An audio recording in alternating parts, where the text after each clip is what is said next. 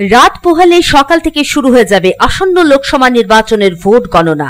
গত এক মাস ধরে চলা 7 দফা ভোট গ্রহণের পর আগামী 4 জুন সকাল 8টা থেকে শুরু হয়ে যাবে ভোট গণনার পর্ব। আসানসোল লোকসভা কেন্দ্রের ভোট গণনা হবে আসানসোল ইঞ্জিনিয়ারিং কলেজে।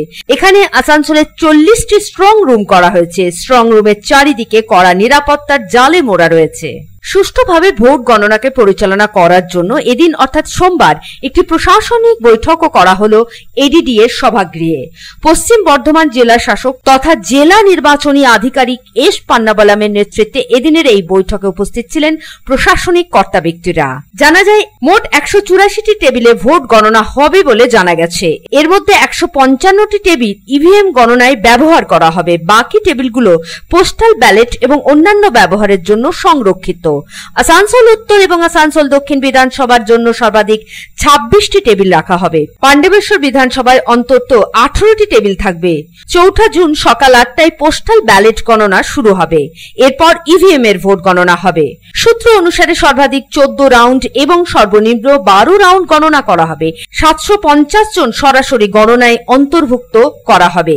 এছাড়া 4 জুন গণনা কেন্দ্রে থাকবেন আরো 500 জন। আসানসোল লোকসভা কেন্দ্রের ভোট গণনা হবে আসানসোল ইঞ্জিনিয়ারিং কলেজে। এজন্য গণনা কেন্দ্রে 3 স্তরের নিরাপত্তা ব্যবস্থা করা হয়েছে। কেন্দ্রীয় বাহিনীর সঙ্গে রাজ্য পুলিশও থাকবে। আসানসোল থেকে সন্তোষ মণ্ডলের report, public times.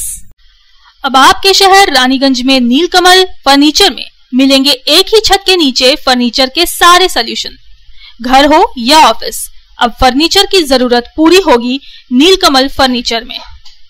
Living room solutions, dining solutions, bedroom solutions, storage solutions, sitting solution और यूटिलिटी सॉल्यूशंस, सभी सॉल्यूशन का एक ही नाम, नीलकमल फर्नीचर।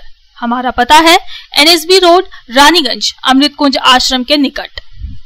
हमारा कॉन्टैक्ट नंबर है 9832557469।